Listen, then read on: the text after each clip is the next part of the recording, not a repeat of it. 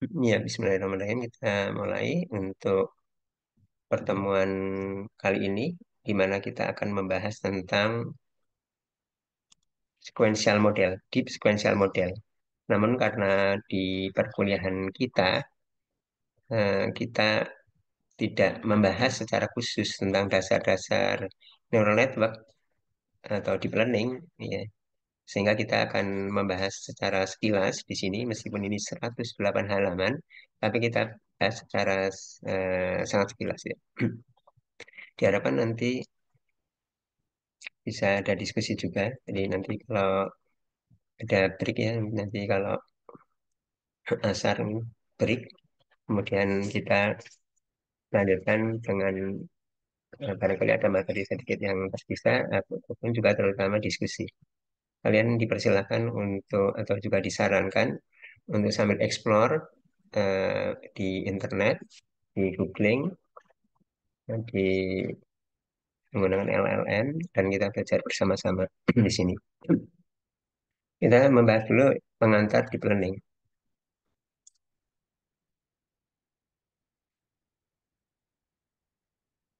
Kalau kita melihat di sini ya, tahun 2015,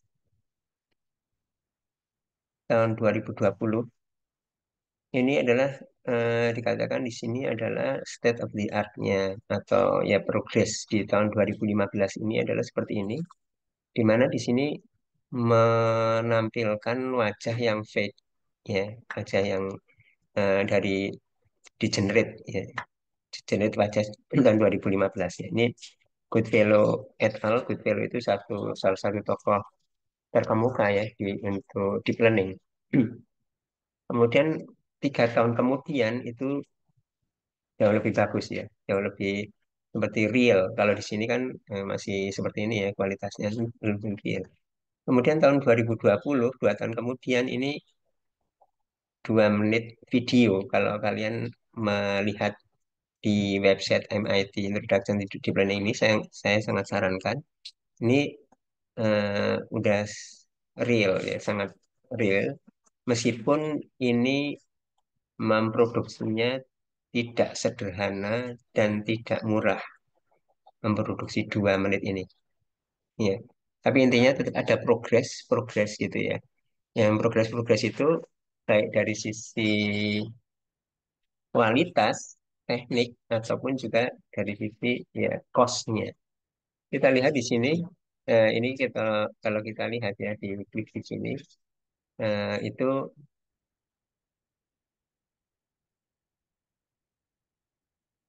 kalau kita lihat di YouTube-nya ya, di YouTube-nya di MIT itu kita ini bicara sesuatu yang artifisial, artinya pengantar tentang bootcamp ini di MIT. Nah, kemudian ini udah bagi ya kebanyakan kita orang awam, saya kira kita tidak bisa membedakan apakah ini fake atau ini asli ya. Meskipun sekali lagi tadi disampaikan di MIT tersebut, di YouTube MIT tersebut, di YouTube lecture ini bahwa ini sesuatu yang bukan tidak murah dan tidak sederhana. Ya.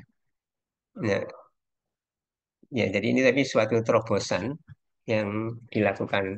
Kemudian di tahun 2002, ini tahun 2020 ini ya, yang tadi dikatakan tidak murah dan tidak sederhana, karena dibutuhkan 2 jam audio. Yang 2 menit ini 2 menit, dibutuhkan 2 jam audio untuk kemudian dijadikan 2 menit.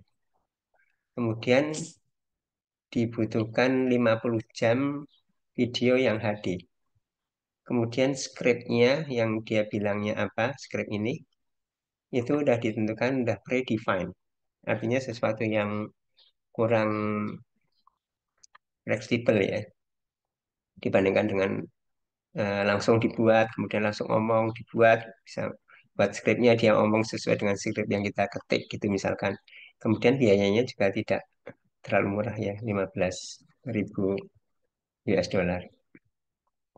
Ini yang tahun 2020. Kemudian tahun 2025, kalau kita lihat, 2025 itu artinya yang sekarang, kalau kita lihat, di YouTube-nya MIT tersebut ya kalian saya sangat sarankan untuk lihat. Di sini bisa eh, ini interaktif meskipun audio. Jadi interaktif seperti halnya kita LLM gitu ya. LLM menggunakan ChatGPT atau semacamnya, tapi menggunakan audio dan suaranya itu adalah suaranya siapa gitu ya. Seperti misalkan ada suaranya siapa orang gitu. Nah, kemudian yang menjawab dari mesin itu adalah suara orang tersebut meskipun baru dilatih sebentar. Nah, saya sangat menyarankan untuk melihat video ini. Ya di YouTube ini ya. Dan ini salah satu perkembangannya seperti itu. Kalau di sini statik, ya video statik, tapi di sini audio yang udah dynamic atau dia di on the run gitu ya. Jadi suaranya suara yang misalkan kita yang menjawab dari mesin seperti suara kita atau suara orang lain gitu. Yang pertama adalah apa itu deep learning? Deep learning itu bagian dari AI, Artificial Intelligence, di mana Artificial Intelligence itu adalah menirukan eh, ini apa sifat manusia, menirukan sifat manusia. Oleh karena itu disebutkan intelijennya artifisial yang tiruan. Kemudian di salah satu bagian itu adalah learning. Learning itu adalah satu proses belajar. Belajar dari data yang kalian pelajari sekarang, saya kira di mata kuliah machine learning, mata kuliah wajib ya, itu adalah belajar dari data. Kemudian belajar dari data di sini yang dimana menghasilkan model atau tanpa secara eksplisit di program menghasilkan model yang otomatis seperti misalkan spam email filtering dihasilkan tanpa manusia yang membuat modelnya. Ini kemudian salah satu bagian dari machine learning itu adalah deep learning. Ya. Deep learning itu adalah neural network. Jadi neural network ya, tidak deep learning tidak ada yang seperti di machine learning itu kan ada SVM, ada decision tree, baik pohon, atau yang lain-lain, ada Bayesian, naik bias. Ini enggak. Ini adalah neural network yang deep. Ya, deep itu maksudnya hidden layer-nya banyak ya. Di sini deep learning itu extract pattern from data. Jadi di sini patternnya, kemudian em, ininya fiturnya nanti kita lihat fiturnya itu diekstrak otomatis dari data. Jadi dengan kata lain ini adalah end to end. End to end itu end awalnya itu adalah data, end akhirnya itu output. Berbeda dengan di sini, yang di sini tidak end to end. Ya, di sini tidak end to end karena ada eh, perlu praproses seperti misalkan praproses yang itu bisa mahal seperti misalkan bagaimana mengekstrak fitur. Nah, kalau di sini ekstraknya otomatis. Ya, kita eh, selanjutnya mengapa? Mengapa di planning dan mengapa sekarang? Secara umum, bukan hanya NLP saja. Dan juga pertanyaannya adalah mengapa deep learning untuk NLP? Mengapa kita belajar deep learning meskipun kita sebenarnya belajar NLP sekarang? Dan mengapa sekarang? Mengapa deep learning? Bukan selain deep learning, seperti misalkan kita belajar sequence model. Sequence model itu ada juga yang tidak deep learning. Ada udah lama. Dan deep learning itu atau neural network itu tadi deep learning itu kan neural network ya. Neural network itu udah lama, puluhan tahun ya, puluhan tahun maksudnya ya tahun 70-an gitu udah ada. Tapi mengapa sekarang? Dan mengapa baru sekarang ini deep learning baru muncul katakanlah seperti itu sekarang. Nah, kita lihat mengapa deep learning. Mengapa deep learning? Karena seperti tadi saya katakan bahwa deep learning itu dapat dikatakan end to end. End to end itu artinya ada proses yang sebelum deep learning atau machine learning konvensional itu ada proses manual, hand. dengan tangan atau dengan pikiran atau dengan orang ya. Jadi hand engineer. Jadi fiturnya, ekstrak fitur itu perlu difikirkan dan itu juga bisa spesifik untuk masalah tertentu. Spesifik untuk masalah tertentu itu misalkan gini, misalkan image dan teks beda, bahkan mungkin image antara image yang manusia, image untuk misalkan koleksi mobil atau juga NLP, teks untuk bahasa ini dan teks bahasa itu bisa berbeda. Demikian juga untuk yang lain, yang transaksional. Transaksional itu misalkan gini, perbankan dengan telekomunikasi, dengan dunia pendidikan, itu sebelum diproses, misalkan klasifikasi, data-data pendidikan, perbankan, telekomunikasi, itu perlu ada himpunan fitur, himpunan ciri. Nah, himpunan ciri itu ada engineeringnya, rekayasa artinya di ekstrak. Nah, pengekstraknya itu perlu ahlinya. Pendidikan, ahli pendidikan, data pendidikan dengan untuk data telekomunikasi beda, dengan data perbankan beda, dengan data yang lain berbeda. Oleh karena itu, and engineer features itu suatu yang mahal, sesuatu yang tidak fleksibel, suatu yang tidak general, dan tidak scalable. Artinya untuk kalau berubah-ubah dari waktu ke waktu itu. Artinya ini perlu ada manusia, tidak praktis gitu ya, tidak. Nah, bagaimana bisa supaya mesin itu belajar fitur, belajar ciri-ciri dari langsung dari datanya, ya. Ciri-ciri yang mendasari seperti ini, wajah itu dari komponen-komponen wajah. Ya, ini dari garis-garis atau dari awalnya dari pixel-pixel. Ya, jadi kita contohnya adalah gini, untuk masuk untuk atau untuk melakukan identifikasi, misalkan klasifikasi atau yang lain, kan perlu data yang berupa pixel-pixel kalau gambar, misalkan gitu ya. Nah, itu diekstrak menjadi himpunan fitur. Nah, mengekstraknya itu kalau di sini secara otomatis, directly, tidak hand engineer. Ya, di sini contohnya supaya kelihatan jelas itu menggunakan image ya.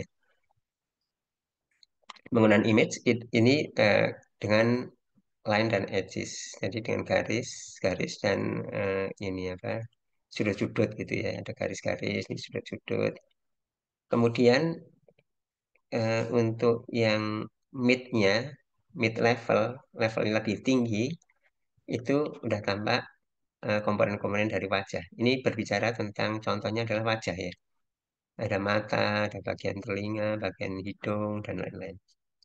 Kemudian berikutnya itu maksudnya kalau deep ini, ya proses berikutnya, artinya deep itu artinya layer berikutnya. Kalau layernya jadi deep itu banyak, artinya di semakin semakin dalam itu jadi fiturnya jadi lebih jelas ya.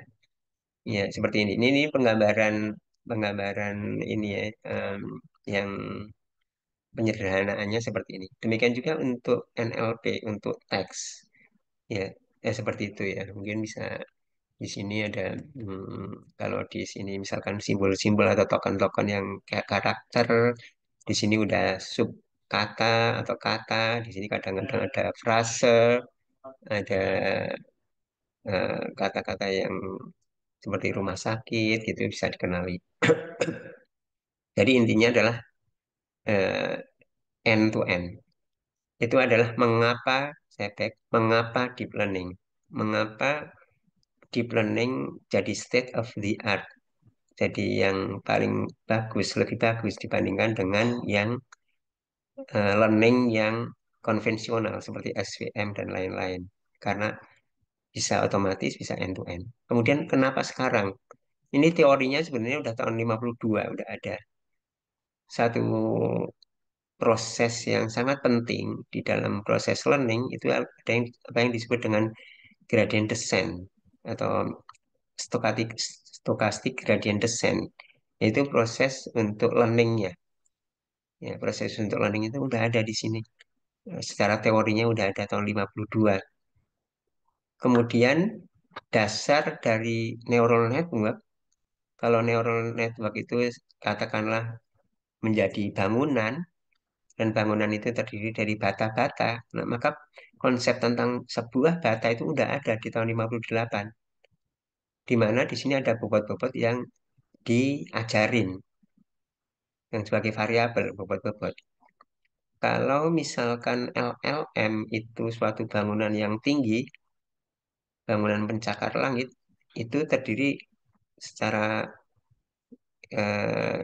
kasarnya ya, terdiri dari bata-bata. Dan bata-bata itu, sebuah bata adalah perseptron. Perseptron itu udah ada tahun 58. Yang komputer itu masih sangat-sangat sederhana. Jadi di sini, meskipun belum bisa diimplementasikan dengan baik, tapi teorinya udah ada. Kemudian juga ada perseptron yang multi layer, artinya tumpukan bata. Tumpukan bata bagaimana diajarin, mengajarinya, diajarinya dengan backpropagation. Tahun 86, yang tahun 86 itu juga komputer masih sangat sederhana ya. Masih mungkin harddisknya masih sangat sederhana atau bahkan belum ada harddisknya ya, tahun 80-an, 85 itu belum ada harddisk. Jadi kalau mau eh, menjalankan komputer harus dimasukkan disk atau dulu disket gitu ya. Kemudian tahun 95 udah ada convolution neural network. Ya, salah satu dari deep learning yang sangat powerful, sangat populer sekarang ini terutama untuk image ya. Ya, jadi ini sebenarnya udah ada teorinya. Tapi kenapa sekarang? Karena di sini ada tiga hal, tiga faktor. Yang pertama adalah datanya. Karena ini adalah learning, learning deep learning. Deep learning itu bisa jalan kalau dengan data yang banyak. Ya, jadi kalau yang konvensional neural network itu bisa diajarin sedikit itu udah pintar, agak pintar. Kalau neural network itu diajarin sedikit masih belum paham. Tapi kalau diajarnya dengan data yang banyak, dia jauh lebih pintar. Meskipun sama-sama datanya banyak, kalau yang konvensional dia udah nyerah, dia nggak bisa pintar lagi. Tapi kalau deep learning, dia harus memang dengan datanya banyak. Dan kenapa sekarang, kenapa sekitar 10-15 tahun ini, karena datanya udah semakin banyak di dan bisa dikumpulkan ya dari sisi datanya, termasuk NLP, karena salah satunya kan kalau NLP kan di internet ya, data internet kan banyak, baik itu yang mensuplai institusi tertentu seperti kantor berita, sumber berita, juga orang kita di media sosial gitu ya. Kemudian juga mm, mudah mengumpulkan dan menyimpannya. Ini contohnya ada ImageNet. ImageNet itu adalah ini apa image, gambar-gambar yang sebelumnya adalah sebenarnya WordNet. WordNet itu adalah kata-kata yang dia di ini apa network antar kata, seperti misalkan kendaraan darat, kendaraan itu ada kendaraan darat, kendaraan laut, kendaraan udara. Kendaraan darat itu ada kendaraan yang apa gitu, gitu. Jadi semakin besar semakin besar. Nah, kemudian masing-masing dari yang tadi kendaraan dan lain-lain itu dicari image-nya. Jadi image-nya sangat besar. Kemudian kita juga ada di internet, ada Wikipedia dan lain-lain. Kemudian ada ini graf itu seperti misalkan media sosial, ada follower, following gitu ya. Eh, atau di web ada link-linknya. Intinya datanya besar. Kemudian hardware. Hardware itu adalah karena pemrosesannya. Karena deep learning itu harus dengan pemrosesan yang yang kuat gitu ya, yang besar. Salah satunya yaitu dengan cara paralel. Ya, sebelum ada ini, deep learning itu kan neural network, udah ada ya. Ya, neural network itu lambat, akurat tapi lambat, lambat sekali. Ya, jadi eh, berat gitu ya. Neural network itu satu satu model yang berat. Ya. Kemudian yang ketiga adalah softwarenya. Software itu adalah teknik-tekniknya. Teknik itu termasuk yang kita akan pelajari sekarang dan juga yang berikut-berikutnya.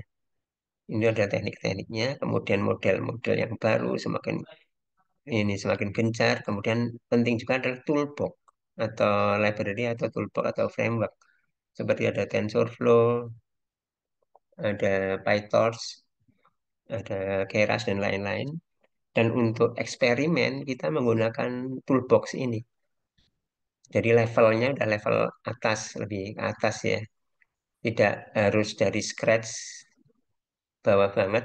Nah, ini memudahkan untuk penelitian. Bukan hanya untuk kita-kita aja, tapi untuk penelitian yang sesungguhnya juga menggunakan ini. Ini adalah data, satu data yang merupakan em, pembangun untuk deep learning. Kita akan membicarakan secara sekilas dan kalian bisa mengikutinya di video dari MIT atau dari semester-semester sebelumnya ya, mata kuliah NLP di TELU ini. Untuk yang detailnya. Intinya di sini adalah bahwa ini contoh perseptron atau neural network yang sangat dasar, yang unit yang paling kecil. Yang kita lihat di sini ada bobot. Sebenarnya intinya adalah bobot adalah perkalian di sini adalah perkalian, perkalian, perkalian. Jadi komputasi, komputasi di sini, hmm, komputasi di sini. Kemudian di sini ada istilahnya ini ada penjumlahan, ada non-linearity. Non-linearity itu bagaimana supaya eh, jadi modelnya itu tidak linier. Nanti akan ada penjelasannya. Ya, jadi di sini seperti itu. Ini adalah visual digambarkan seperti ini. Ini kemudian matematisnya adalah seperti ini. Di mana di sini ada ww, ada bobot. Kemudian ini adalah inputnya. Kemudian ini dijumlahkan. Kemudian ini adalah sebuah fungsi supaya tidak linear. Ya. Kemudian di sini ada juga supaya tidak linear dan tambah di sini namanya eh, di sini namanya bias ya, W0 bias. Ya, bias itu supaya tidak di titik asal. Titik asal itu nol, sumbu nol nol ya. Supaya lebih fleksibel artinya garisnya supaya tidak lurus lurus kalau misalkan dua dimensi garisnya supaya boleh tidak lurus dengan sisi ini dan bisa tidak melewati titik asal nol nol. Digambarkan atau direpresentasikan dengan lebih sederhana di sini karena kita adalah berbicara di sini adalah matriks. Kalau tadinya di sini matriks W tebal besar ini adalah matriks. Kemudian ini adalah matriks, ini adalah matriks, ini jadi matriks, ini jadi matriks. Ya, yang tadinya di sini apa em, dijumlahkan di sini. Kemudian ini pada prinsipnya dot ini adalah dot product. Jadi di sini adalah aljabar linear. Kalau prosesnya dari sini ke sini forward. Forward itu artinya dari data menuju ke output prediksinya. Ini ada caping atau head, maksudnya itu prediksinya. Kalau ada capingnya, kalau nggak ada capingnya itu artinya yang benernya. Seperti itu ya. Di mana di sini matriks atau di sini eh, ini ya apa, vektor ya. Di sini kalau di sini mungkin lebih ininya vektor ya. Meskipun nanti menuju matrik ya. Ini tapi masih satu satu ini jadi vektor. Ini vektor, x-nya vektor, y-nya vektor. Itu ya ini vektor. Kalau x itu adalah vektor ini, y itu adalah vektor ini. Kemudian fungsi aktivasi. Misalkan fungsi aktivasi itu adalah sigmoid. Sigmoid itu adalah seperti ini atau digambarkan gini. Maksudnya Maksudnya itu adalah kalau inputnya sini kita lihat inputnya adalah Z di sini. Z inputnya dari sini berarti ya. Z ini kan Z. Artinya inputnya itu dari sini. Jadi ini Z ini dari Z ya. Ini Z atau di sini ini Z. Inputnya Z, outputnya adalah ini sigmoid, fungsi sigmoid. Jadi inputnya ini, outputnya segini, gini. Ya. Atau fungsi aktivasi yang lain ada macam-macam, ada sigmoid, ada hyperbolik, ada rectified linear unit, unit penyearah yang linear, di mana di sini ada fungsinya dan di sini turunannya. Fungsinya itu penyearah ya di sini. Penyearah itu maksudnya kalau di sini, ini kan inputnya kan dari sini ya. Inputnya di sini, kalau inputnya nol, outputnya nol. Kalau inputnya di sini lebih dari nol positif, di sini keluarnya sama positif. Jadi kalau nol ini atau negatif ya, minus ini tidak diteruskan, outputnya nol. Tapi kalau di sini, kemudian di sini ada ininya, apa turunannya. Mengapa ada turunannya? Ini ada turunannya karena waktu me- melatih bobot atau men-set bobot itu eh, waktu balik itu menggunakan turunan. Jadi ini forward. Kalau backward nanti untuk ini men-setting bobot di sini ini menggunakan turunan. Ya tadi ada fungsi aktivasi. Fungsi aktivasi itu apa? Fungsi aktivasi itu contohnya seperti ini. Ini contoh dua dimensi. Kalau kita menggunakan satu garis pemisah, kita tidak mungkin bisa memisahkan antara yang hijau dengan yang merah. Sehingga perlu diintroduce atau menggunakan fungsi aktivasi. Ini nggak mungkin. Ini ada fungsi aktivasi yang bagaimana kalau dilatih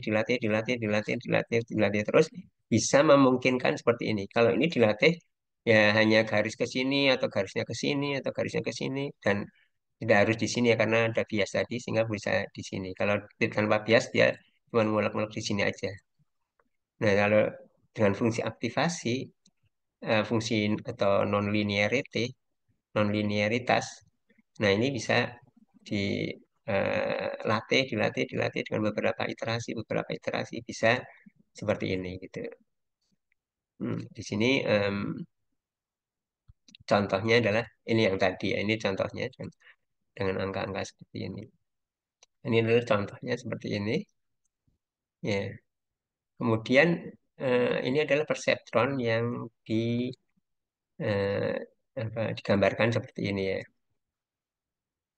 Jadi penggambaran seperti itu kemudian digambarkan secara lebih sederhana seperti ini. Karena otomatis setiap node di sini ada biasnya, setiap di sini ada ininya ya, Pak, ada fungsi aktivasinya. Kemudian multi output. Ya, di sini em, apa inputnya dense. Dense itu maksudnya adalah semua ke semua. Ini ke semua.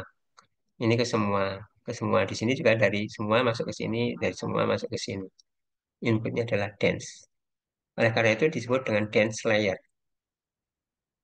Ya. Di sini kalau kita lihat,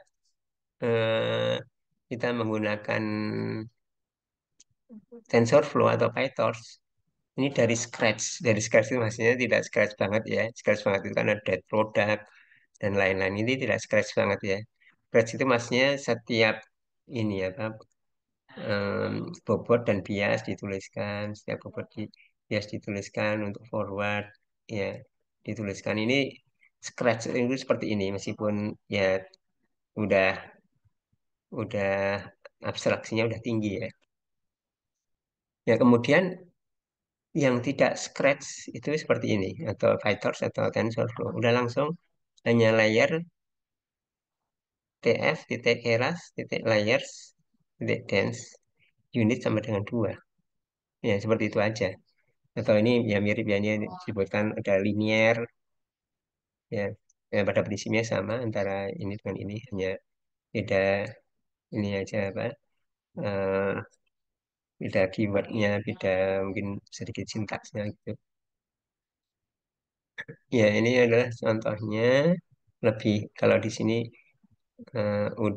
ada seperti ininya ada beberapa, kemudian di sini ada juga beberapa. Jadi di sini dense, di sini dense. Ya, jadi di sini jadi matriks. Ya, kemudian digambarkan lebih singkat lagi. Ya, ini dense supaya nggak ruwet garis-garis garis-garis garis nggak ruwet garis-garis garis. Gambarkan gini aja. Nah, ini kalau kita tambah layernya misalkan itu tinggal nambah layernya. Kalau di sini di PyTorch itu seperti ini. Di sini bisa pemilihan tentang aktivasi, fungsi aktivasinya di sini ada secara eksplisit ini. Kalau layarnya tambah, tinggal ya gambarnya ditambah gini. Maksudnya supaya sederhana, kita udah tahu bahwa ini adalah teks. Nah ini kita lihat cuma nambah, nambah, cuma nambah baris, nambah baris, nambah baris, nambah baris, nambah satu layar, satu baris. Atau kalau di sini satu layar, dua baris, gitu ya. Karena di sini eksplisit ininya, fungsi aktivasinya. Kemudian mengaplikasinya, ya aplikasinya kita misalkan ada di sini, eh, ini adalah data training. Kemudian kalau di sini jadi apa? Apakah masuk yang misalkan in pass atau fail? Misalkan apakah saya lulus di mata kuliah ini, di mana secara sederhananya hanya ada dua fiturnya. Ini bukan tentang NLP ya, bukan tentang teks. X1 adalah jumlah kehadiran. X2 jumlah jam menyelesaikan final project. Nah, kalau yang tidak lulus itu di sini, di data training yang jarang hadir, ngerjain tugasnya juga cuman bentar gitu ya. Nah, yang lulus adalah di sini, yang dia sering hadir meskipun ngerjain tugasnya ternyata nggak begitu lama juga, cuma seperti ini. Atau yang dia jarang hadir tapi ngerjain tugasnya lumayan banyak waktunya. Tapi kalau di sini gimana? Ya, ya kita masukkan seperti ini, kita eh, lanjut-lanjut aja ya. Kita nggak ini ya apa em, nggak membahas ini. Ya, nanti tolong dilihat, disimak untuk yang dari YouTube dari MIT atau dari rekaman semester-semester sebelumnya di mata kuliah NLP Value. Ya, kemudian di training, kemudian ada namanya em, loss optimization. Ya, jadi bagaimana ingin didapatkan loss yang sekecil mungkin. Loss ini lossnya yang sekecil mungkin. Kita gambarkan dengan di sini saja. Ini bobotnya ada dua. Bobot dua itu maksudnya saya back dulu ya. Back, back, back. Ya, ini bobotnya. Bobot itu di sini ya. Ini satu, dua, tiga, satu, dua, tiga, empat, lima, enam, tujuh, delapan, sembilan. Back, back, back, back. Yang paling sederhana. Sini bobotnya udah berapa nih? Satu, dua. Ya, mungkin di sini ada tiga, empat. Nah, kalau di sini bentuk yang sangat sederhana, yaitu bobotnya cuma dua. Kenapa cuma dua digambarkan? Karena kalau tiga, ini kan dua itu kan udah sebagai kemudian loss-nya di sini, ini udah tiga dimensi. Kalau tiga itu kita nggak bisa menggambarkan visualnya udah nggak kita susah ya gitu ya. Ini gambarnya dua. Padahal kalau yang realnya bisa puluhan, ratusan, kalau sekarang ribuan, jutaan bobot yang harus di set. Sehingga di sini adalah em, loss-nya. Loss yang variabelnya adalah bobot nol dan bobot satu. Kalau kita gambarkan, misalkan kita bisa gambarkan udah semua kemungkinan bobot, kombinasi bobot W0-nya Dari sini semua kombinasi W0, W1, W0, W1, W0, W1, W0, W1, W0, W1, semuanya bisa digambarkan jadi dataran seperti ini. Dataran seperti ini itu maksudnya adalah em, ini adalah bobot ininya, koordinat bobotnya. Di sini ke atas itu adalah loss-nya. Artinya kita ingin loss-nya serendah mungkin, artinya di koordinat W0, W1, W0 nilainya berapa, W1 nilainya berapa, yang paling rendah loss-nya. Ya, loss-nya itu adalah maksudnya fungsi pembelajaran setelah pembelajaran didapatkan fungsi loss-nya ini yang paling kecil, nilai loss-nya. Ya, nilai loss-nya yang paling kecil. Nilai loss itu maksudnya yang salahnya antara prediksi dengan yang kenyataannya di waktu proses training. Jadi ini adalah proses training mendapatkan W0 angkanya berapa, W1 angkanya berapa. Kalau dilihat di sini, sepertinya ini yang paling bagus itu di sini. Di sini itu maksudnya di sini artinya W0 itu 0,4, W1 itu 0,8.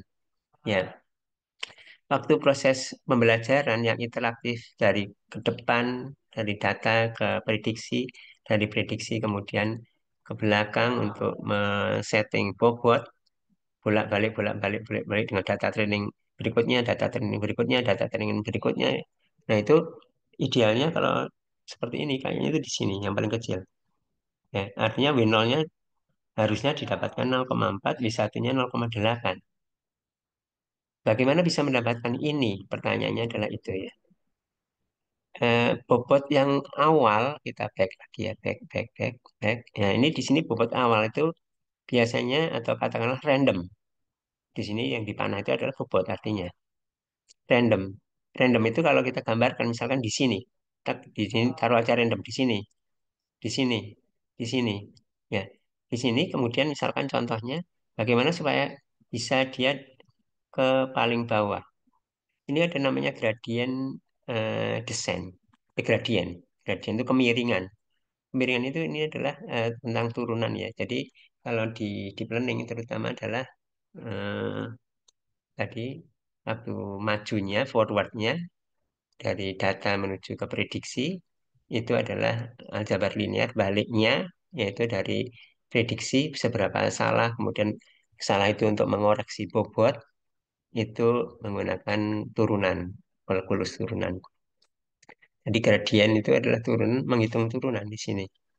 Ya, kita lihat, kita gambarkan kalau kita berdiri di sini, kita mau kemana supaya didapatkan yang paling rendah ke sini, ke sini, ke sini atau kemana? Seperti step by step, small step. Jadi seperti kita di sini, di sebuah dataran gini, kita itu matanya ditutup. Tapi matanya ditutup, kita tahu dengan kaki, oh bahwa di sini tuh naik, di sini tidak naik, ke sini tidak naik, ini sini, sini turun. Kita kan bisa merasakan turun. Atau kalau gambaran lain lagi dengan kabut yang sangat gelap, sangat tebal, sehingga kita bisa hanya melihat 1 meter ke depan aja. Kita tidak bisa melihat ini dari sini. Nah, seperti itu. Tapi kita bisa melihat atau kita bisa merasakan bahwa ini turun. Ya, ini ada kemiringan. Yang kemiringan itu adalah kemiringan kita cari yang turun. Dan seterusnya turun. Oh, di sini yang turun mana sini? Ini yang turun mana sini? Ini yang turun mana sini? Ini yang turun mana sini? Ini yang turun mana sini? Ya, seperti itu. Ini kalau bisa seperti ini artinya bagus ya. Idealnya seperti itu. Ya, jadi di sini adalah gradien kemiringannya yang descent. Descent itu maksudnya yang turun. Ya, cari yang turun. Ya, setiap kali dihitung mana yang turun, kemudian bobotnya disesuaikan, disesuaikan. Kita back. Makanya kan di sini bobotnya disesuaikan. Tadinya bobot awalnya di sini kan di sini antara W0 berapa W1. Kemudian disesuaikan, sesuaikan, sesuaikan. Oke, kemudian gini menggunakan TensorFlow kita menggunakan hanya seperti ini. Hmm, kita lanjut aja. Ya, di sini adalah ke depannya, kemudian loss-nya di ke belakangnya. Ya, tadi ada gambaran yang lembah seperti itu. Ini yang lebih real. Artinya, ini adalah kalau kita gambarkan 2 dimensi pun, ini kita mencari yang paling rendah itu di sini. Kalau kita misalkan random ada di sini, misalkan orang kita di sini, tapi kita tidak tahu pandangan kita hanya 1 meter ke depan. Bagaimana kita dapat di sini? Karena kita misalkan udah di sini, misalkan ke sini, ke sini, ke sini, ke sini, yang lebih rendah di sini. Udah sampai di sini, udah kanan kirinya udah naik. Oh, kita udah merasa bahwa ini paling rendah. Atau kalau kita di sini, misalkan atau misalkan di sini lebih lagi. Di sini, di sini, di sini, di sini. Oh, di sini udah paling rendah. Padahal ini jauh lebih rendah. Ya, ini adalah bagaimana melatih bobot-bobot di neural network itu sesuatu yang sulit. Apalagi kalau bobotnya sangat-sangat banyak. Ya, oke, kita bisa bicarakan di sini. Ya, ada beberapa cara untuk supaya eh, mendapatkan loss yang seminimal mungkin. Salah satunya dengan ada gradient descent yang fleksibel dengan ada beberapa alternatif algoritma seperti ini yang kalau kita menggunakan eh, apa TensorFlow atau Torch itu tinggal dipakai aja. Kemudian bagaimana caranya? Ya, langkahnya tidak eh, per dataset sebuah data, tapi ada istilahnya batch atau mini batch ya. Ini untuk supaya lebih dari sisi efektivitas dan efisiensi. Efektivitas itu kecepatan, efektivitas itu akurasinya ya. Maksudnya supaya lebih bagus, kemudian efisiensi supaya lebih cepat. Jadi intinya adalah dengan mini batch. Mini batch itu bukan satu persatu record dataset, tapi juga bukan keseluruhan dataset untuk satu siklus belajar ini ya, dari sini ya, mungkin eh, dari sini dari tidak satu persatu dataset, kemudian dibalikin lagi di bobotnya satu dataset, satu record yang namanya stokastik, atau dengan stokastik gradient descent, atau dengan dengan dipelajari dulu seluruh satu himpunan training set di sini, kemudian baru balik, bukan seperti itu, tapi beberapa training set, mini batch di sini, kemudian balik lagi seperti itu. Ini prinsipnya adalah seperti itu.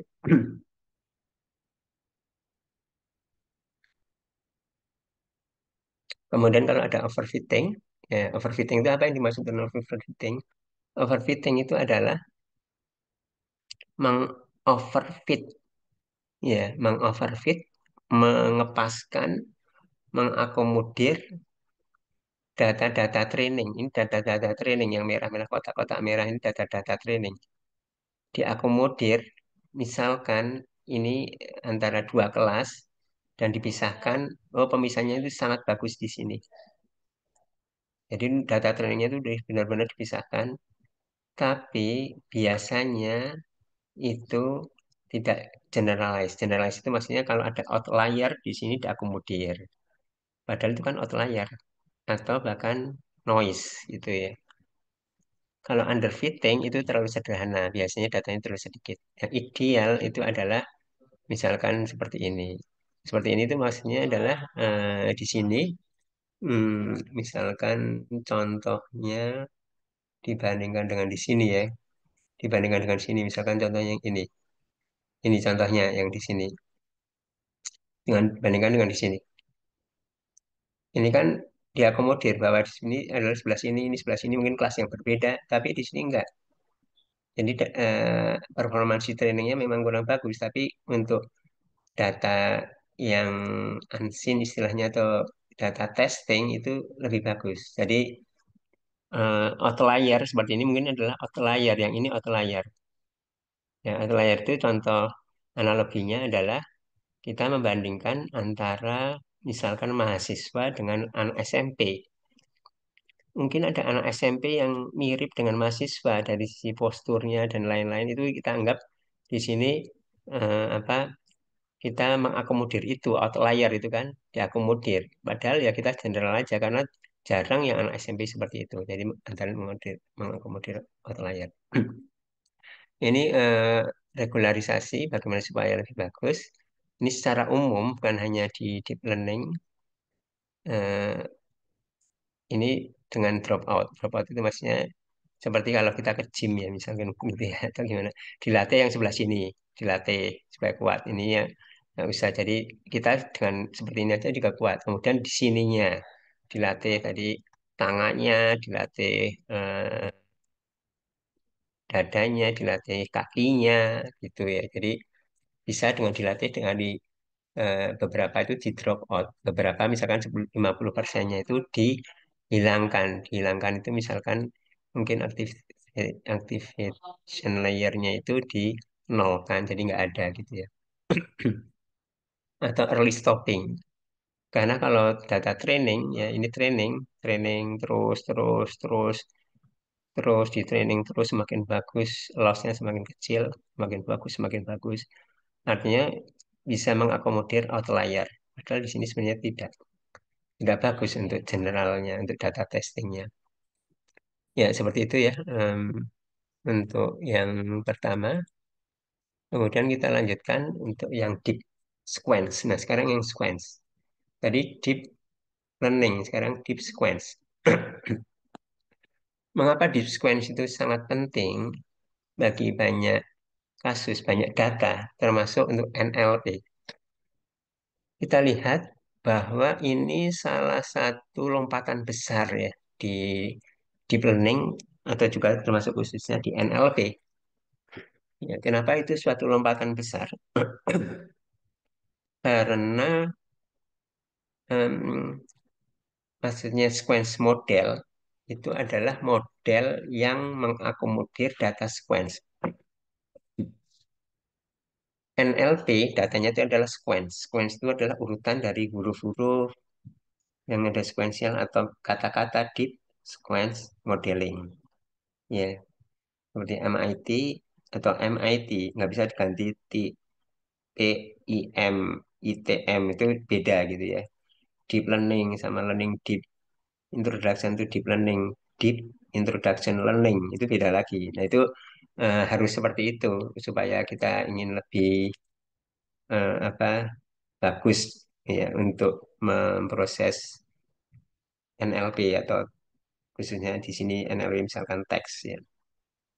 Ini sesuatu lompatan yang besar ya, yang bertahun-tahun machine learning yang tradisional tidak bisa memecahkan. Karena pada prinsipnya modelnya sendiri tidak sequence, tidak bisa diutak-atik menjadi sequence juga. SVM, naive Bayes, decision tree, KNN, eh, neural network juga ada neural network yang tadi ya. Jadi deep learning juga tidak semua sequence ya. Ini adalah deep learning yang sequence. Seperti apa deep learning yang sequence itu? Dan ini suatu tadi ya lompatan yang besar sehingga nanti ada deep sequence modeling yang diperbaiki, perbaiki, perbaiki.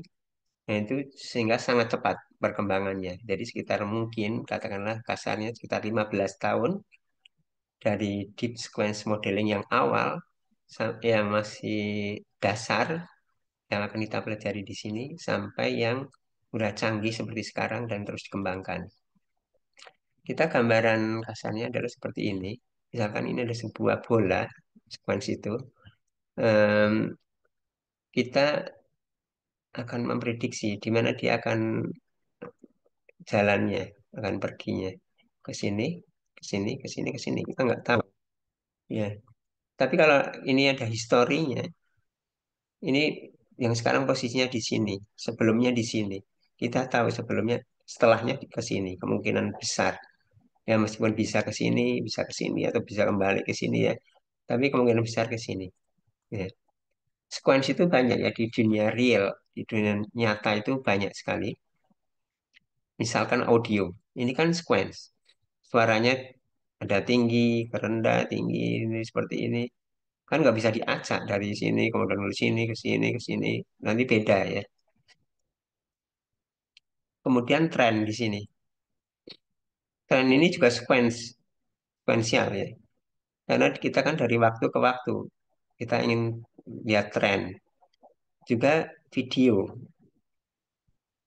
Ya, video itu juga kan dari sequence, dari frame ke frame, frame apa foto, foto, foto, foto, foto, foto gitu ya. Kemudian DNA di sini kan juga sequence. Kemudian di sini iklim gitu kan juga sequence dari lokasinya. Ya, kemudian ini di medis untuk apa? Itu juga kan juga sequence. Kemudian di sini kan orang lari juga sequence dari sini ke sini ke sini ke sini gitu. Ya termasuk tentunya ini ya tentunya NLP ya tentunya text itu sequence. Kita udah belajar tadi yang di sini. Ya, ini adalah yang tadi disebut dengan multilayer perceptron digambarkan sederhana. Ini adalah inputnya, ini adalah prediksinya Y hat Y shopping. Ini adalah prediksinya. Ini adalah sebenarnya adalah vektor yang digambarkan seperti ini vektor digambarkan seperti ini. Kemudian di sini ada sebenarnya dance ya. Artinya dari kemudian ini digambar harusnya ini ada not-nya ada banyak ya. Tapi digambarkan hanya seperti ini. Mengapa digambarkan seperti ini? Untuk memudahkan karena kita konsentrasinya bukan ke detail. Ya, tapi kita konsentrasinya kita mau menggambarkan gini. Dan ini bukan sequence. Sequence atau tidak kita lihat di sini ya. Artinya kalau datanya seperti misalkan kita masukin binary, kata classification. Kalau di sini dimasukin kata binary dan kata classification atau kata classification dulu kemudian binary itu sama saja. Di sini nggak bisa membedakan. Ini nggak bisa membedakan. Ya, eh, misalkan contohnya yang tadi ya. Ya, student itu bisa lulus atau enggak tadi yang ada apa jumlah kehadiran dan jumlah jam untuk kerjain tugas. Nah, kita masuk ke sequence. Sequence modeling. Sequence modeling di sini ini kita lihat sequence. Di sini sequence-nya di sini. Ya, seperti misalkan analisis sentimen atau sentimen classification. Di sini sequence. Misalkan di sini contohnya ini eh, input dari sebuah ini ya media sosial ya. The masuk sini. At MIT masuk sini. Introduction ke sini. To. Kemudian deep learning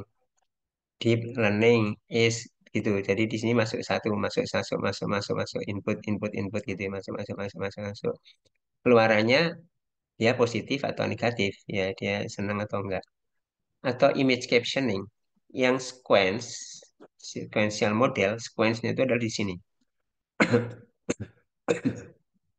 Di sini ini satu model, satu vektor. Seperti pun di sini ini inputnya gambar, image seperti ini. Jadi ini contoh inputnya di sini. Ini contoh outputnya di sini. Oh, satu ini buletan di sini. Outputnya baseball di sini. Player ini throws di sini. Ini ball di sini. Ini cuman satu image digambarkan sederhana seperti itu karena sebenarnya di sini memang harusnya dua dimensi. Tapi di proses yang menggunakan deep learning atau apa yang lain gitu ya. Kemudian direpresentasikan menjadi satu vektor, misalkan contoh sederhananya. Ya, kemudian ini ini adalah oleh karena itu sequence-nya di sini. Ini juga bisa sequence-nya adalah di input-nya dan di output-nya. Misalkan input-nya bahasa Indonesia, output-nya bahasa Inggris misalkan. Hanya perlu diketahui bahwa penggambaran seperti ini sebenarnya mungkin nggak jelas banget ya. Artinya sebenarnya yang input dan output bisa berbeda ininya apa jumlahnya. Kalau kita lihat di sini mungkin lebih bagus ya. Saya akan melihatnya penggambaran yang lain yang udah lama gitu ya, yang udah lama dan sangat populer ya, yang dijadikan sebagai banyak rujukan termasuk yang di MIT ini ya. Tapi di MIT nggak dilihatin yang satu jenisnya lagi. Ini adalah sebuah blog tahun 2015. 10 tahun yang lalu. Masih sangat-sangat awal. Jadi 10 tahun lalu itu masih sangat-sangat awal ya.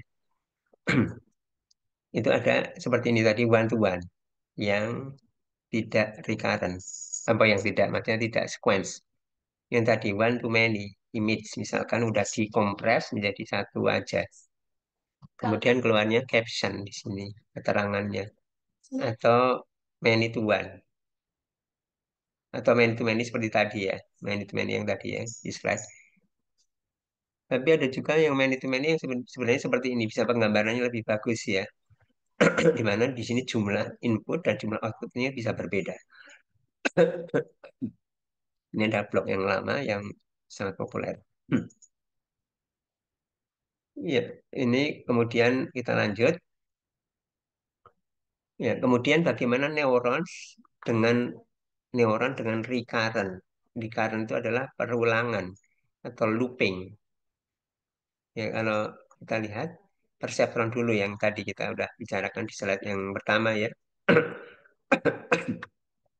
Ini contohnya ada perseptron, satu data, di mana di sini ada satu node-nya untuk di antara di sini atau hidden di sini.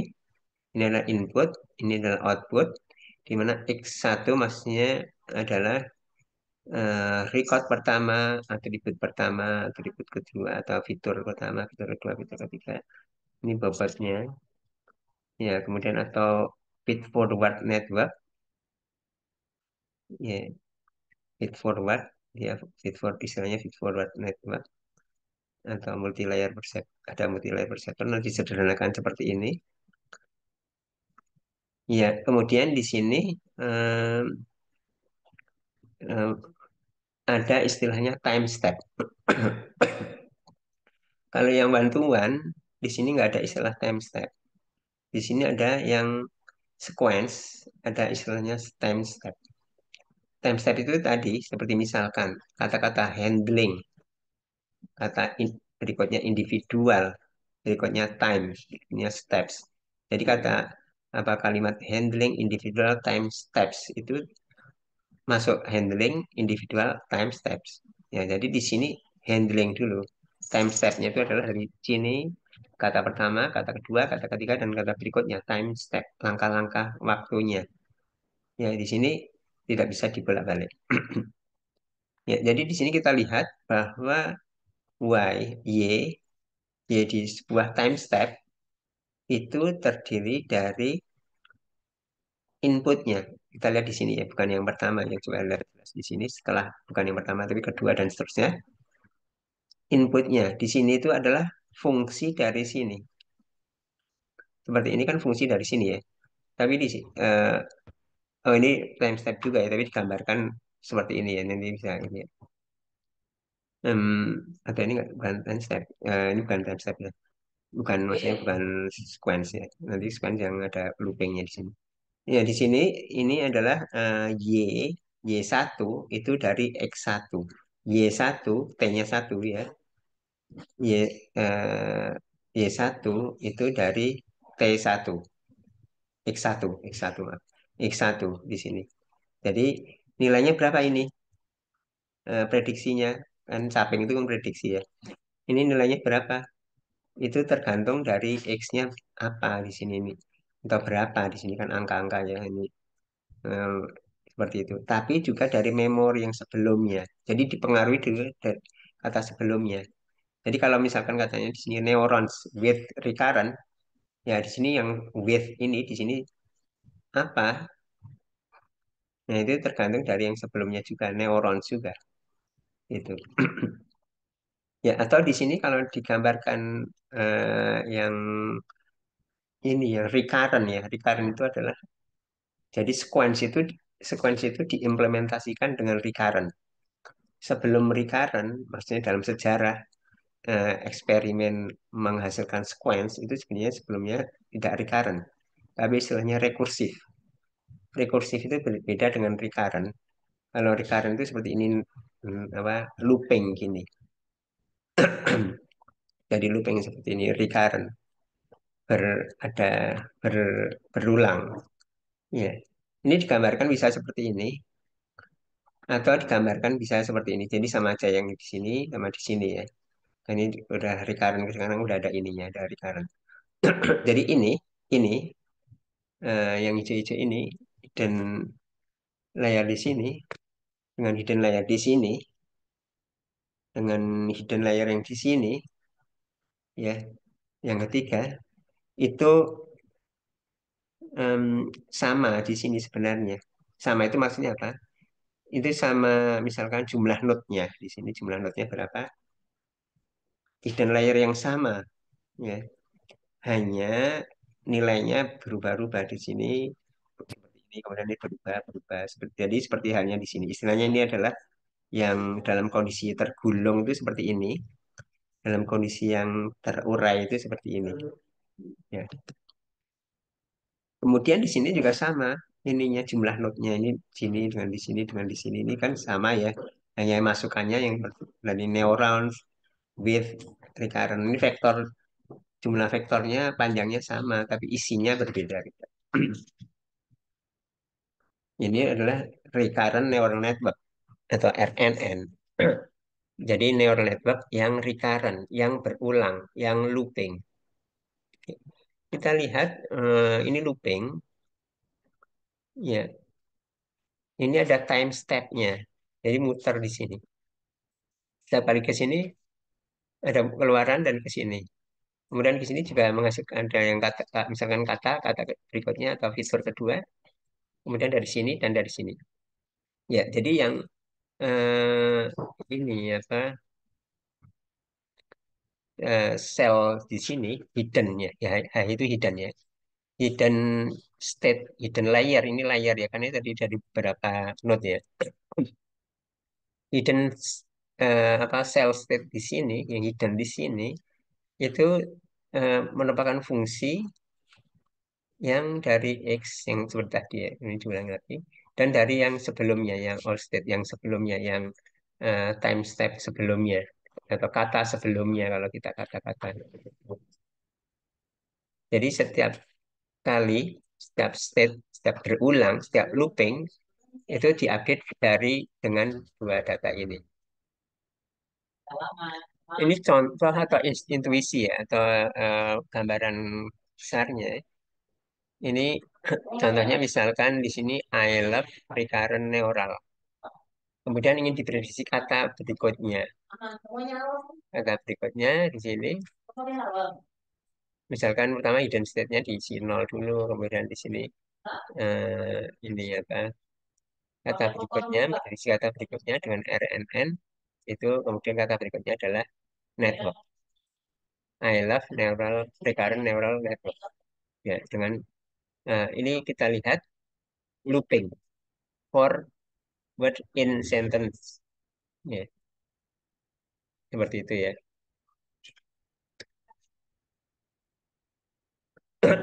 Ya, kita lihat di sini, hmm,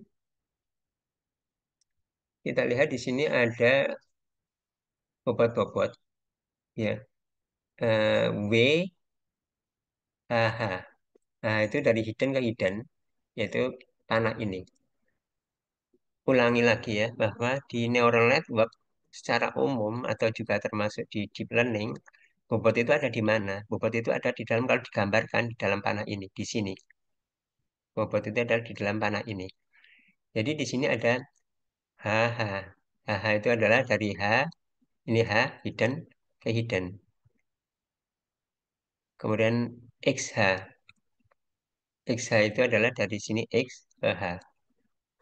Ya, ya seperti itu ya.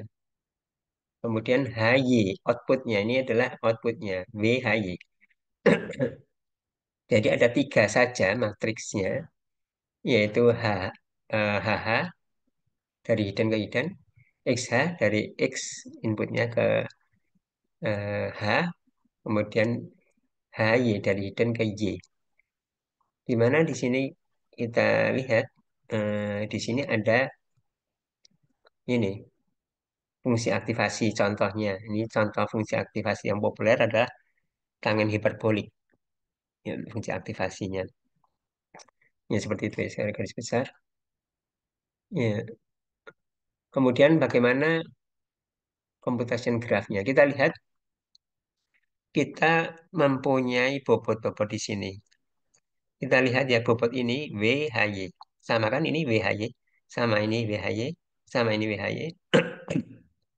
Ini HH, HH, HH sama XH. Jadi ada tiga kita. Tiga matriks. XH, HH, HY. Kalau di sini dalam penggambaran dengan tergulung seperti ini, ya ini XH, HH, HY. Jadi kita sebenarnya hanya punya tiga matriks saja yang perlu diupdate. Ya, kita lihat tadi bahwa untuk proses pelatihan untuk deep learning itu ada proses forward. Forward itu maksudnya ke depan. Ke depan itu maksudnya kalau di sini dari bawah ke atas ya maksudnya. Dari bawah ke atas. Forward itu maksudnya dari input menuju output. Artinya diprediksi, memprediksi. Di proses trainingnya itu kita kasih data training. Seperti misalkan kan data training, misalkan saya sedang pergi ke, misalkan gitu, disuruh memprediksi, prediksinya itu berupa misalkan jenis kata, post tagging, atau name entity recognition, atau kata berikutnya gitu ya. Ini adalah dari forward di prediksi dengan perkalian-perkalian tadi ada dan aljabar linear di sini. Ya, kemudian eh, ini kita lihat kita reuse bobot matrik yang sama. Bobot matriks itu ini ya, ada tiga matriks ya, satu, dua, tiga. Yang kalau sama AH, AH sama semua. Sama itu maksudnya isinya juga sama, bukan hanya matriks besarannya, besar dimensinya, tapi isinya juga sama, isi matriksnya. Jadi ada tiga bobot matriks yang sama, setiap time step itu masih di sini, time step. Kemudian ini ada loss-nya. Kalau di sini ada loss-nya. Loss itu maksudnya, ini kan prediksi ya. Caping itu kan prediksi. Misalkan katakanlah di sini disuruh memprediksi jenis kata. Saya sedang pergi ke kampus. Saya itu diprediksi jenis katanya apa. Sedang prediksi jenis katanya apa.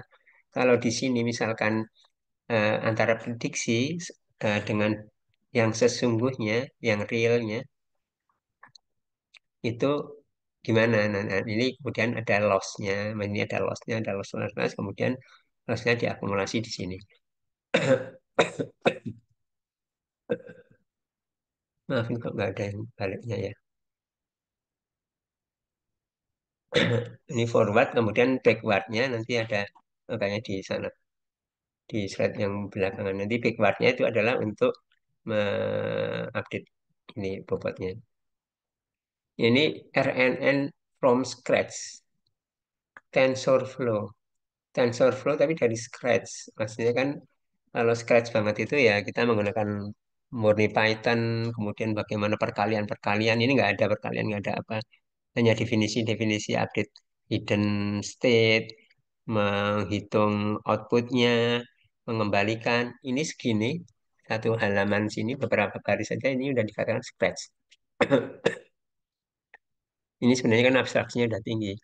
Nah, yang tidak scratch, artinya udah implementasi yang memudahkan kita, ini hanya satu baris saja atau satu statement aja ya.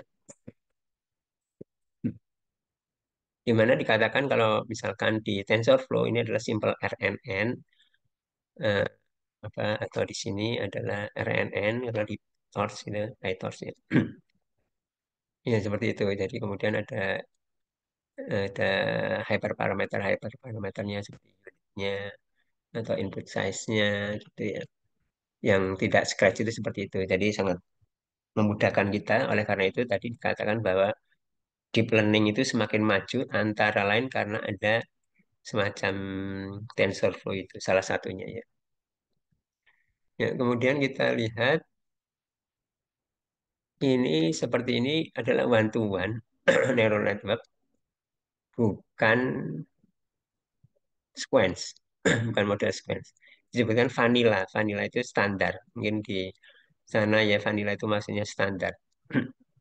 rasa vanilla atau itu rasa yang standar. Ini tidak ini, tapi kemudian di sini manajemen ini seperti misalkan sentiment classification yang tadi, ini text generation atau image captioning, termasuk text generation. Text generation itu artinya ini menghasilkan teks ya. Kemudian manajemen itu misalkan machine translation dan lain-lain ya. Ini sequence model. Kita membicarakan tentang sequence model. Kriteria sequence model. Desain dari kriteria dari desain. Kriteria dari sequence model yang bagus itu seperti apa? Yang idealnya. Ini ada 4. Yang pertama, bisa menangani sequence yang panjangnya bervariabel, bervariasi. Bervariasi itu artinya kalau misalkan masuk data ke sini, satu, dua, untuk satu record, itu kan misalkan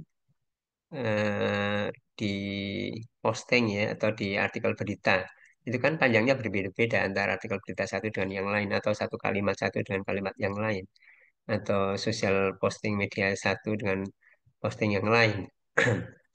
Seperti itu ya. Beda dengan kalau kita seperti relational database, di mana relational database itu kan kolomnya kan udah sama ya, semua record kolomnya sama. Kalau ini kan panjangnya beda-beda antara email satu dengan email yang lainnya. Kemudian yang kedua, untuk desain kriteria yang bagus untuk modeling untuk sequence itu adalah dependensi yang panjang, long term. Dependensi yang panjang itu maksudnya ngingat-ngingat yang di depannya itu masih ingat gitu ya, di depannya yang sebelumnya. Nanti ada contohnya. Jadi em, ini apa yang ditulis atau data yang sebelumnya itu dia ada informasinya. Seperti kalau di sini, ya di sini ini masih di sini itu masih ngaruh sampai sini masih ada tersimpan informasi yang di sini. Ya, kata-kata yang sudah dimasukkan sebelumnya sampai agak panjang masih sampai ke belakang-belakang masih disimpan. Kemudian memelihara informasi tentang urutan. Jadi urutan itu misalkan maintain information about order, itu em, model sequence itu juga harus tahu urutannya seperti ini. Kalau SVM tidak bisa. Kalau feed forward network meskipun deep learning tidak bisa karena tidak bisa memaintain urutan. Di sini bisa memaintain urutan karena ini kan ada panah-panah ini kan serial. Ini prosesnya kan serial. Jadi di sini kan tahu bahwa sebelumnya ini. Ya, seperti itu ya. Kemudian yang berikutnya, ya secara teknikal ya, itu parameter itu di-share sepanjang sequence. Parameter itu adalah ini, saya back. Ya, ini parameter atau bobot. Ya, bobot di sini, bobot ya. Bobot itu parameter maksudnya. Parameternya itu di-share cross sequence. Ini parameter, matriks parameter atau matrik bobot ini adalah di-share sama isinya, sama besarnya, sama isinya, pokoknya sama. Ini dengan ini sama, ini dengan ini sama. Ya, jadi seperti itu ya. Jadi eh, saya kira konsekuensi ya dari kalau ingin bisa looping itu ya dia harus share gitu ya. Dan RNN, recurrent neural network yang berulang itu dia memenuhi kriteria 4 ini. Dia bisa panjangnya bisa bervariasi, ya eh, tahu ke depannya atau sebelum-sebelumnya yang diinputkan, kemudian maintain order, kemudian share. Meskipun ada yang kurang ideal ya, misalkan di sini dia tidak bisa long term itu benar-benar nggak bisa ingatannya kuat sampai yang sebelum-sebelumnya jauh itu nggak bisa. Ini contoh yang akan kita ini juga ya. kita akan pelajari juga, yaitu di sini ada disebut dengan model bahasa ya sebenarnya, yaitu memprediksi kata berikutnya. Ini contoh menggunakan RNN, sequence model yang dasarnya itu adalah RNN, memprediksi kata berikutnya.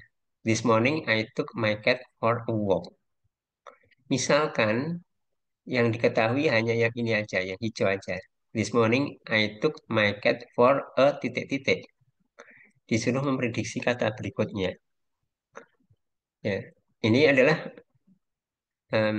permasalahan yang sangat sederhana tapi sangat penting dan akan kita pelajari, dan ini adalah salah satu dasar dari em, pekerjaan NLP yang menjadi dasar untuk seperti LLM, ChatGPT, dan lain-lain sekarang ini.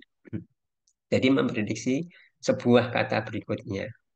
Ini secara umum kita udah pelajari di representasi teks bahwa kita tidak bisa langsung representasi komputer di sini, representasi teks yang asli komputer dengan UTP-8 atau apa gitu ya.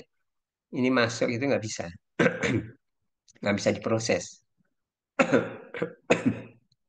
nggak bisa menginterpretasikan kata. Sehingga perlu dibuat representasi numerik, numerical input seperti ini. Seperti deep misalkan menjadi sebuah vektor, learning jadi sebuah vektor. Ya, itu namanya bagaimana representasi kata atau representasi teks secara umum, termasuk di sini yang khususnya kata yang kita udah pelajari di pertemuan sebelumnya, yaitu proses menanamkan informasi ke dalam sebuah vektor yang ukurannya tetap, yang bisa menjadi indeks atau ID untuk berkata. Misalkan kita mempunyai korpus atau data set teks ya, data set teks yaitu korpus kata-kata. Ini adalah vocabulary, kosakatanya kita ada punya this, my, this itu THIS, cat, CAT, dan lain-lain. Kita udah mempelajari dengan kemudian kalau diindekskan A itu satu, cat itu dua, seperti di kampus misalkan, Kamus KBBI, di-embeddingkan dengan embedding yang sangat sederhana yaitu one hot yang kita sudah pelajari. Bahwa kalau cat itu kalau posisi yang kedua misalkan ini dua, ya ini yang code-nya yang satunya angka satunya cuma di sini. Kalau E berarti yang satunya di sini dan seterusnya. Atau kemudian bisa juga menggunakan yang semantic base yang kita udah pelajari, semantic embedding. Di mana semantic embedding kita udah pelajari itu menggunakan prinsip distribusi, yaitu prosesnya itu proses learning, di learn yang maksudnya yang ininya, yang sekarangnya, yang state of the art-nya itu di learn, menggunakan learn. Atau juga bukan hanya sekarang ya, tapi yang sebelumnya juga ya. Itu artinya dari data, belajar dari data. Kalau ini kan nggak belajar dari data langsung, ada pakai indeks ini aja kan. Kalau ini belajar dari data yang disebut dengan distribusi yang kita udah bicarakan itu ya.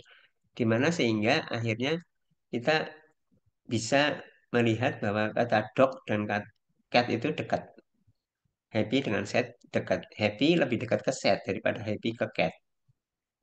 D lebih dekat ke sun daripada D itu ke walk.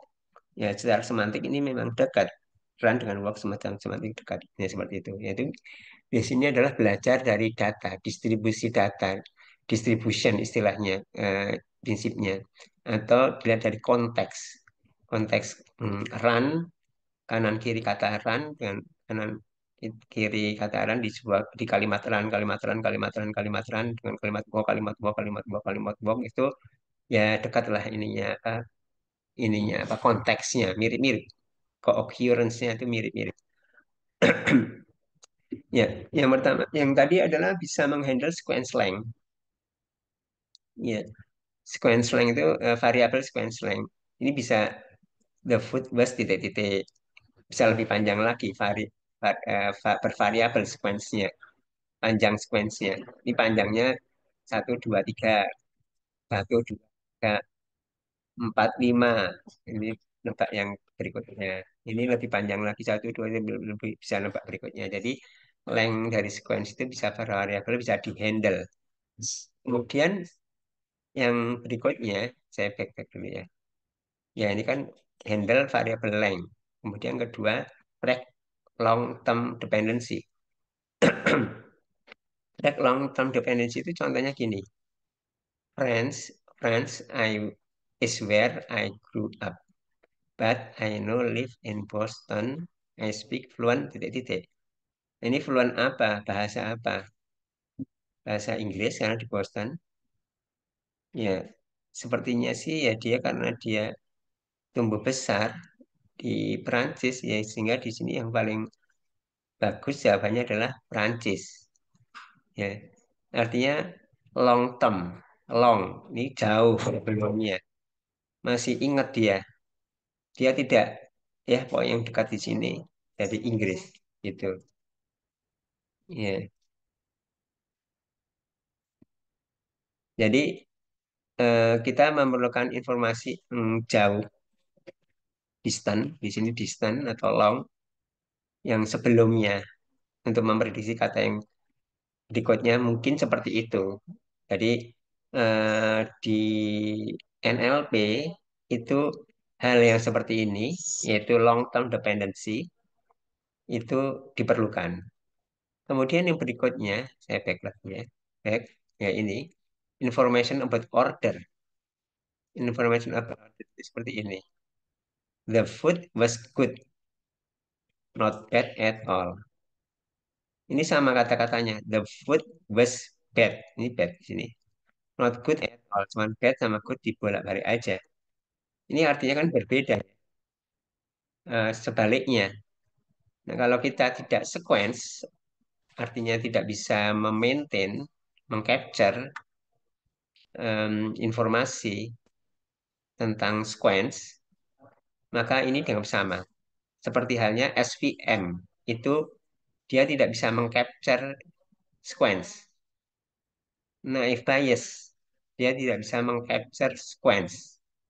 Ini dan ini dianggap sama, yaitu dengan apa yang disebut dengan kita pelajari back of word. Keranjang kata-kata ini dimasukin ke keranjang, ke keranjang, ke keranjang, ke keranjang, ke keranjang, ke keranjang, sama seperti ini. Oke, berikutnya saya back. Share parameters across the sequence. Ya, share parameters across the sequence. Nah, ini, ini nextnya. Ini yang tadi itu saya sudah disampaikan ya bahwa bobotnya itu sama. Ya, berikutnya kemudian back propagation through time. Di dalam neural network termasuk deep learning itu ada tadi ada forward untuk memprediksi ke depan, backward untuk men-set bobot atau variabel. Ini karena kalau sequence atau recurrent neural network itu ada through time. Karena di sini seperti ini adalah forward dari X inputnya ke Y outputnya diprediksi. Kemudian backward, ini backward itu pada prinsipnya adalah seperti tadi yang gambar bukit-bukit tadi itu ya, yang di slide sebelumnya, menuruni bukit-bukit, bagaimana supaya didapatkan loss yang sekecil mungkin, akhirnya mengubah-ubah bobot, ya, mengubah-ubah bobot, ini tadi ya, di sini, ya di sini, ya di sini kan bagaimana kalau waktu backwardnya itu, bagaimana mencari kombinasi bobot W0 dan W1 misalkan kalau ini cuma dua, sekecil mungkin loss-nya. Ya. Nah, di sini kita bagaimana waktu ini proses di sini dan ini satu step turun, pinginnya satu step turun gitu ya. Untuk meminimalis loss. Nah, di sini yang merah ini adalah proses balik itu adalah gini, backwardnya adalah di sini. Yang through time dari sini ke sini untuk mengupdate bobot-bobot ini. Tapi perlu diingat bahwa bobot di sini kita hanya punya tiga matriks yaitu HY, WHY, WHH dan WXH. Ini sama Y, HY, HY dengan Y sama HY sama. HH juga sama, XH sama. Ya, ya ini nanti kita ada permasalahan, ya, gradiennya. Gradien itu bisa explode kalau nilai-nilainya, karena tadi ada fungsi-fungsi melibatkan fungsi-fungsi di sini perkalian ya. Sehingga di sini kalau misalkan besar, lebih besar dari satu, ini satu ya. Lebih besar dari satu, lebih besar dari satu, kalikan kemudian bisa explode. Explode itu jadi besar nilainya. Ya, itu namanya exploding gradient. Itu dengan cara relatif sederhana bisa di clipping, dipotong, diskalakan. Tapi ada juga yang masalah besar di sini. Masalah besar itu adalah kalau nilainya waktu turun, yaitu eh, gradiennya, itu angkanya itu 0,0,0,0,0, itu bisa vanish, bisa lenyap. Nilainya kecil banget. Ya, itu bisa dengan ininya, solusinya ada ini, ada tiga ini, aktivasinya dipilih, bobot inisialisasi, network arsitektur. Kalau di tahun lalu ini dibahas satu-satu ya, secara sederhana. Tapi kalau di sini dibahas hanya yang paling ini, yaitu dengan hmm, dengan ini ya. Atau kita ini dulu ya. Kita di sini aja nanti network arsitektur. Ini vanishing ini karena mengalihkan nilai kecil di bawah satu, di bawah satu kali di bawah 0,0,0, sehingga lenyap. Lenyap itu maksudnya apa? Lenyap itu maksudnya adalah kita tidak bisa memaintain long term dependency efeknya.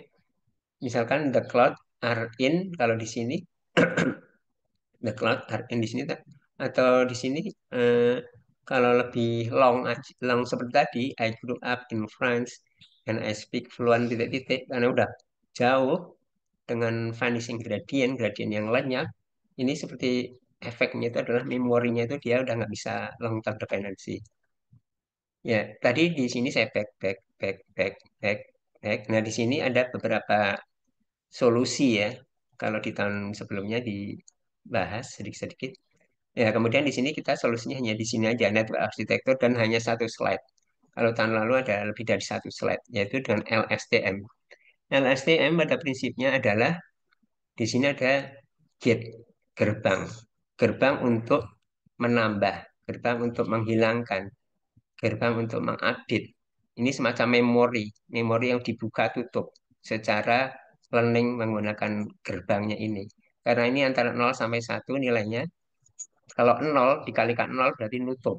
Dikalikan 1 berarti dia buka gitu ya. Ya, intinya adalah seperti itu. Detailnya bisa dilihat di tahun sebelumnya. Yang saya kira seperti itu sebelum kita kita akan break dulu ya. Break 30 menit. Nanti jam 4 kurang seperempat insya Allah kita mulai lagi ya. Kita mulai dan nanti diharapkan ada tanya jawab juga. Saya pause.